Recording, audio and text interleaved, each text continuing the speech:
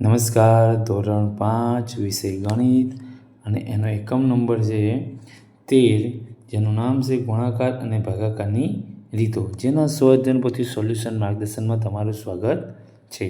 જોઈએ અને માર્ગદર્શન મેળવીએ તો એમાં નંબર આપણે અહીંયા વાત કરીએ તો એકમના મુદ્દામાં બેલાની રીતે ગુણાકાર કરવો અને ભાગાકાર કરવો એ આપેલા છે અને એના વિશે આગળ જોઈશું.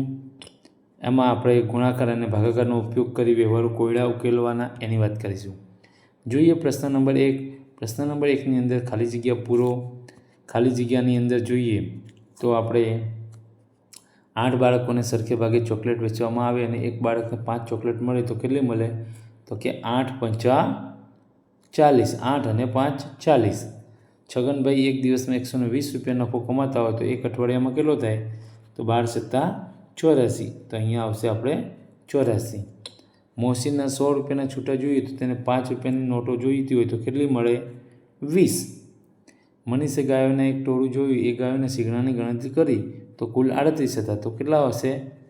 19. કારણ કે એક ગાયને 2 શિંગડા હોય એટલે એના અડધા થઈ જશે.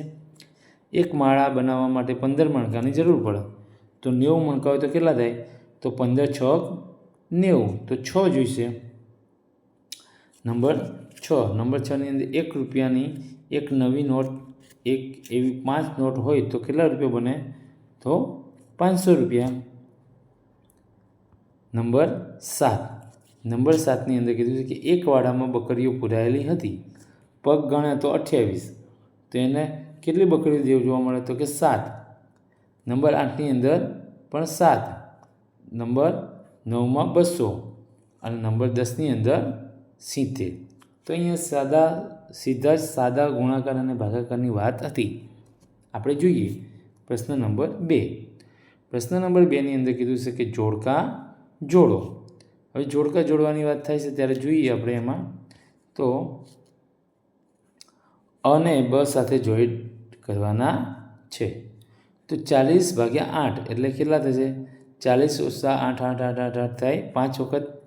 ત્યાર પછી નંબર 2 3 × 3 × 3 એ કરીએ તો 81 થાય. 3 × 9 9 × 27 27 × 81. 2.5 × 20 એટલે 50 અને 15 ચોક 15ના 4 ગણ એટલે 15 ચોક 60 બરાબર. પ્રશ્ન નંબર 3. નીચેના દાખલા ગણો. જેમાં જોઈએ તો સરિતા એક દિવસમાં 8 લીટર, એક દિવસમાં કેટલું?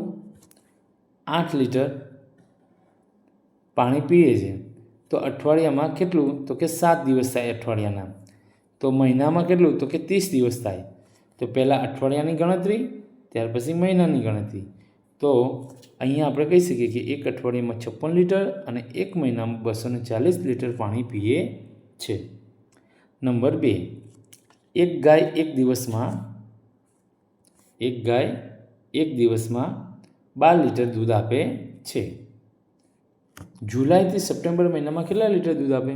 જુલાઈના 31, ઓગસ્ટના 31 અને સપ્ટેમ્બરના 31. કુલ થયા 92 દિવસ. તો કે 92 × 12 તો 920 + 184 તો 1104 લીટર દૂધ આપે. કેટલું આપે? 1104 લીટર. નંબર 3. નંબર 3ની અંદર જોઈએ તો કીધું છે કે સાજિદે મકાન બનાવવા માટે લોન લીધી હતી. તેને 3 વર્ષ સુધી દર મહિને 2200 રૂપિયા લેખે લોન પેટે પાછા ચૂકવવાના છે. તો તે 3 વર્ષમાં લોન પેટે કેટલી રકમ ચૂકવી દેશે? હવે 1 વર્ષ એટલે 12 મહિના, 3 વર્ષ એટલે 36 મહિના. તો 2200 × 36 કરીએ એટલે જવાબ આવશે 79,200. તો 3 વર્ષમાં લોન પેટે 79,200 રૂપિયા ચૂકવવા પડશે. હવે વાત કરીએ બેલાની રીતથી. અહીંયા બેલાની રીતથી આપણને ગુણાકાર કરવાનું કીધું છે. તો બેલાની રીતથી ગુણાકારમાં શું છે? તો જ્યારે 56 × 62 છે તો એમાં પહેલાં 56ને 2 વડે ગુણવાના અને 60માંથી 2 કાઢી નાખ્યા એટલે 56ને 60 વડે ગુણાકાર કરવાનો અને જે જવાબ આવે એ જવાબ બને છે. અહીંયા સરવાળો કરી દેવાનો છે. ત્યાર પછી અહીંયા તો એમને આપણે આ સંખ્યાનો સરવાળો કરવાનો હોય છે. એવી જ રીતે અહીંયા બેલાની રીતે આપેલા છે 124 ગુણ્યા 131. તો 124ની અંદર શું કરીશું આપણે? હમણાં સમજાવ્યું એમ 124 ગુણ્યા 1 અને 30 જે છે 30 અહીંયા કહી શકાય કે 30 વત્તા 1 થાય ને, એટલે 1 જે છે તો આ 1 છે એ અહીંયા આવી ગયો, તો 30 છે એ અહીંયા આવશે. તો 124 ગુણ્યા 30 એનો ગુણાકાર કરી ત્યાર પછી અહીંયા એનો સરવાળો કરી દેવાનો રહેશે. આગળ જોઈએ નંબર 3, 152 ગુણ્યા 123. તો 152 અને 123 એનો ગુણાકાર કરીએ તો અહીંયા એનો ગુણાકાર મળે 18,656. તો અહીંયા 123 હતા એટલે 3, 20 અને 6 જોઈએ તો આનો સરવાળો 123 થઈ જાય કે ના થઈ જાય? થઈ જાય. આગળ જોઈએ પ્રશ્ન નંબર 4. પ્રશ્ન નંબર 4ની અંદર સૂચના છે કે આપેલ માહિતીના આધારે દાખલા ગણો. અહીંયા આપણને માહિતી આપી છે કે આકાશનો એક દિવસનો પગાર, સાંભળજો, આકાશનો એક દિવસનો પગાર 180 રૂપિયા છે અને આસિફનો એક દિવસનો પગાર 195 રૂપિયા છે. તો ગણતરી કરીને નીચેના દાખલા લખો. એક મહિનો 30 દિવસ મુજબ ગણતરી કરવી. જોઈએ એમાં નંબર 1, જો આકાશ 2 મહિના કામ કરે તો તેને કેટલો પગાર મળે? તો અહીંયા આપણે જોઈ શકીએ એક દિવસનો પગાર કેટલો? 180. 2 મહિનાનો કેટલો થાય? 60 દિવસ થાય. તો 180 ગુણ્યા 60 બરાબર 10,800. 10,800 મળે. નંબર 2, જો આસિફ 1.1 મહિનો કામ કરે તો તેને કેટલા રૂપિયા મળે? હવે આસિફ છે કેટલા મહિના કામ કરે છે? 1.5 મહિનો. તો 1.5 મહિનો એટલે કેટલા દિવસ? 45 દિવસ. તો 45 ગુણ્યા 195 તો એને 8,775 રૂપિયા મળે. નંબર 3, નંબર 3ની અંદર જોઈએ તો જો આકાશ અને આસિફ બંને સાથે મળીને 42 દિવસ કામ કરે તો કેટલા રૂપિયા મળે? તો અહીંયા આપણે પહેલાં આકાશની વાત કરીએ તો આકાશને 180 અને 42 ગુણ્યા કરીએ તો જવાબ મળશે 75, 7,560. હવે આસિફની વાત કરીએ 195 ગુણ્યા 42 તો જવાબ આવશે 8,190 અને બંનેનો સરવાળો કરીએ તો આપણને મળી જાય અહીંયા 15,750. તો બંનેના ભેગા મળીને 15,750 રૂપિયા મળશે. પ્રશ્ન નંબર 5. પ્રશ્ન નંબર 5ની અંદર કીધું છે કે એક બોક્સમાં 22 લાડુ છે. તો 22 લાડુ અને બોક્સ, તો એના કુલ લાડુ મળી ગયા. હવે એમાં 270 વિદ્યાર્થીઓ છે તો એક વિદ્યાર્થીને 2 લાડુ મળશે અને 10 લાડુ વધશે.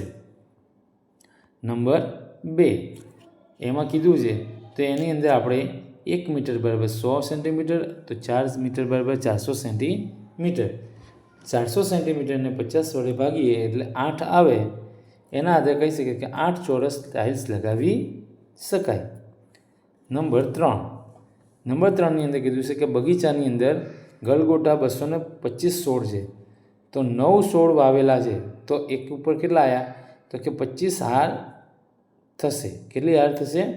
25 હાર થશે. નંબર 4, નંબર 4ની અંદર જોઈએ તો સરોજ દરરોજ 42 લીટર દૂધ વેચી 2,856 રૂપિયા કમાય છે તો 1 લીટર દૂધની કિંમત કેટલી? તો 2,856 ભાગ્યા 42 તો 1 લીટર દૂધની કિંમત 68 રૂપિયા થાય. નંબર 5, નંબર 5ની અંદર જોઈએ તો અહીંયા 576 ભાગ્યા 32 પેટી છે તો જવાબ આવશે 18 સમાજન એક પેટીમાં સમાય.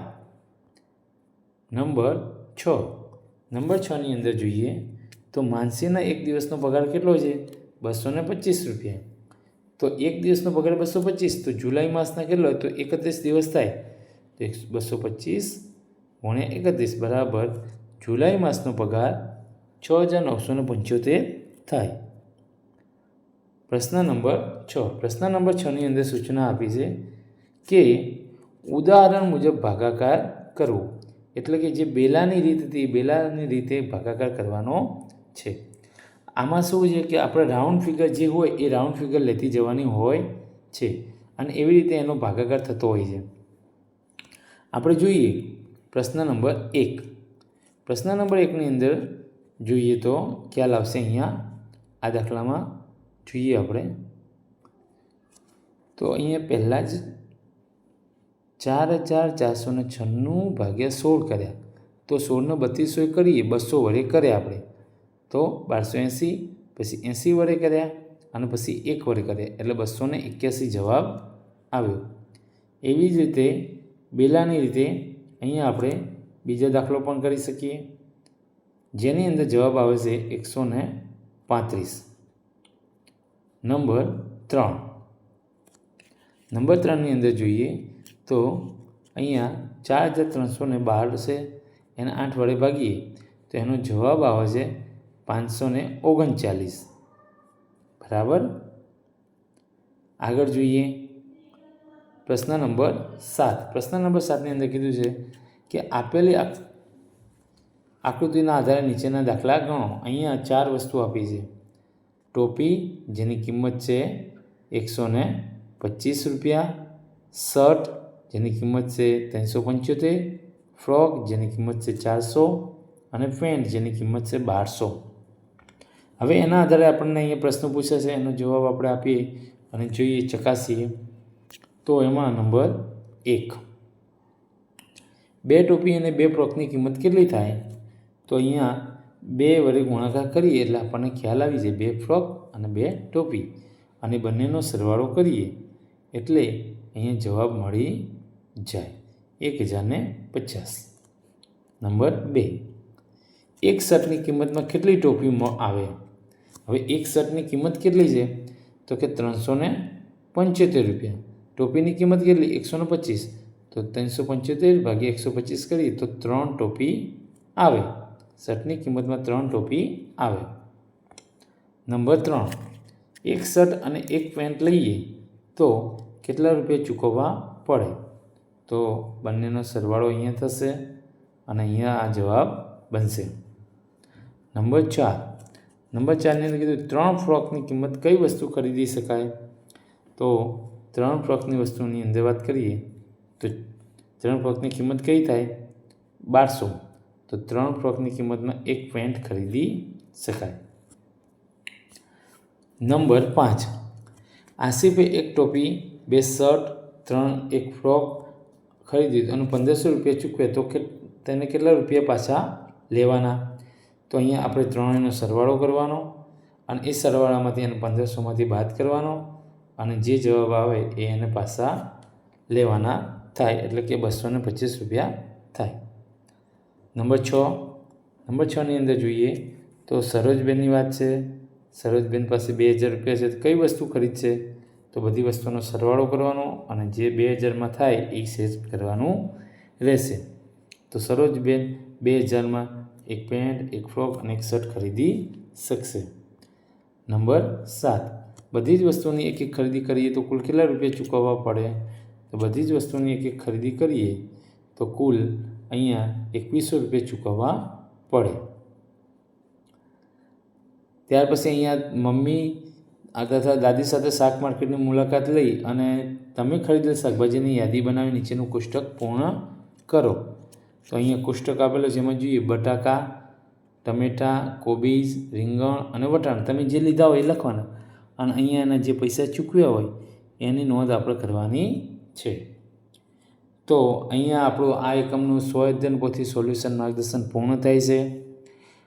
આવા જ માર્ગદર્શન વિડીયો મેળવવા અને અમારી સાથે જોડાયેલા રહેવા માટે અમારી ચેનલને સબસ્ક્રાઈબ કરો અને આવા જ વિડીયો મેળવતા રહો. આવજો.